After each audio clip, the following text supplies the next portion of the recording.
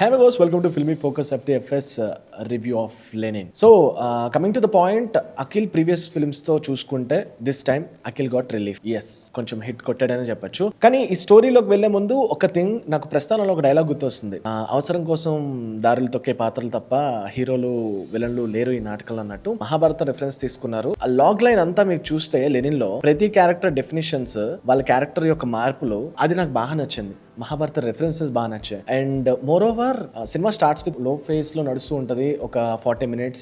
ఎందుకంటే director takes some time to establish characters కానివ్వండి, central conflict, village, ఆ back drop, దానిలో జరిగే సంఘటనలు, దీని గురించి కొంచెం 40 minutes ఎక్కువ టైం తీసుకున్నారని అనిపించింది. సాంగ్స్ ప్లేస్మెంట్స్ కూడా బ్యాక్ టు బ్యాక్ కొంచెం ఇబ్బందిగా అనిపిస్తుంది. కానీ ప్రీ ఇంటర్వెల్ నుంచి క్లైమాక్స్ వరకు the next level film. Next level అంటే నెక్స్ట్ లెవెల్ లో ఉంది. బికాస్ ప్రీ ఇంటర్వెల్ నుంచి స్క్రీన్ ప్లే చేంజ్ అవుతుంది, టైట్ స్క్రీన్ ప్లే కనిపిస్తూ ఉంటుంది. లాగ్ లైన్ మీరు డెఫినేషన్ గా చెప్పాలంటే, డిఫైన్ గా చెప్పాలంటే లాగ్ లైన్ వచ్చేసి లెనిన్ అండ్ భారతి అనే ఇద్దరు లవ్ చేసుకున్న టైంలో వసంత్ అనే క్యారెక్టర్ ఏం చేస్తాడు, ఆ వచ్చే కాన్ఫ్లిక్ట్స్, ఆ ఊర్లో కాన్ఫ్లిక్ట్స్ని యూజ్ చేసుకొని రివెంజ్ ఎలా తీర్చుకుంటాడు అనేది సింపుల్గా అనిపిస్తుంది. కానీ డైరెక్టర్ రాసుకున్న విలన్ క్యారెక్టర్ బాగా రాసుకున్నారు. అసలు ఎలివేషన్స్ అయితే నేను కొంచెం షాక్ అయ్యాను. బట్ ఇంకొక షాకింగ్ థింగ్ ఏంటంటే, అంటే ప్రీవియస్ ఫిలిమ్స్లో నాకు ప్రతిసారి అఖిల్ గారు చేసిన ఫిలిమ్స్లో అఖిల్ కనిపించారు. కానీ ఈసారి మీరు సినిమా చూడండి, లెనిన్ క్యారెక్టరే కనిపిస్తారు. వేర్ బిగ్ అచీవ్మెంట్ అఖిల్ గారికి చెప్పాలంటే, దట్స్ వేర్ బిగ్ అచీవ్మెంట్ అనే చెప్పొచ్చు. ఎందుకంటే అఖిల్ క్యారెక్టర్ కన్నా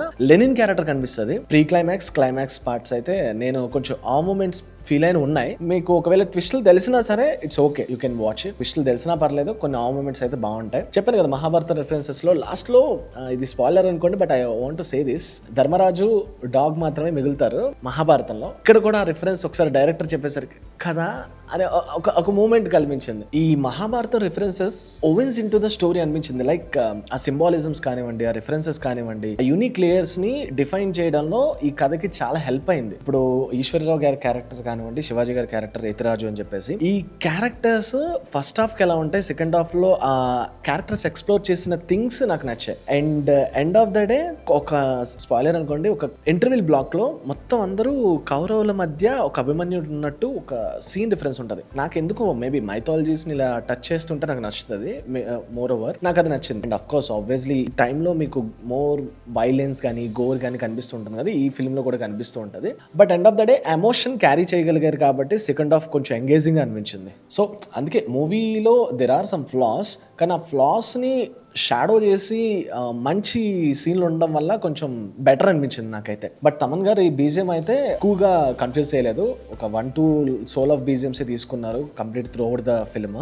కానీ ఆ సాంగ్స్ ప్లేస్మెంట్ అంత ప్రాపర్గా అనిపించలేదు. Continuous back to back songs వస్తుంటే ఎందుకురా అన్న ఫీలింగ్ అనిపించింది. And production values also fine, cinematography కూడా బాగుంది. ఆ వరల్డ్లో ఉండడానికి మనకి ఆ కలర్ ఆస్థెటిక్స్ అయితే బాగా డిఫైన్ చేశారు. ఆ కలర్ ఆస్థెటిక్స్ వల్ల నువ్వు ఆ వరల్డ్ నుంచి బయటికి రాకుండా ఉండడానికి బెటర్ అనిపించింది ఈ ఫిల్మ్లో. Coming to Bhagyashri Borse, she looks beautiful, she perform well. But అన్ఫార్చునేట్గా తన క్యారెక్టర్ డెవలప్మెంట్ ఏదైతే ఉందో నేను ఎమోషనల్గా కనెక్ట్ అవ్వలేకపోయాను. అంటే వీక్ లవ్ స్టోరీ అనిపించింది. సో అది మెయిన్ మైనస్ ఈ ఫిల్మ్కి. బట్ ఎందుకంటే ఎమోషనల్గా మీకు స్టోరీ నడిచినంతసేపు ఈ లవ్ స్టోరీ అవసరమా, ఈ సాంగ్స్ అవసరమా అన్న ఫీలింగ్ అయితే అనిపించింది. కానీ ఈ సినిమా బేస్ లైన్ వచ్చేసి లవ్ మీద, అది ఇక్కడ టాక్టిక్స్ గా అనిపించింది. So final verdict, slow first half, engaging screenplay in second half, మంచి elevations, BGM and villain track, new version of Akhil, మంచి BGM score and engaging screenplay, Mahabharata references, ఇలా కొన్ని ఫ్లాస్ ఉన్నా సరే మైన్యూట్ ఫ్లాస్ గా అనిపించి సినిమా అయితే చూడగలిగేలా ఉంది. అఖిల్ గారు ఒక హిట్ కొట్టేలాగే కనిపించింది. That's it guys, this is ఆర్జమహి సైనింగ్ ఆఫ్.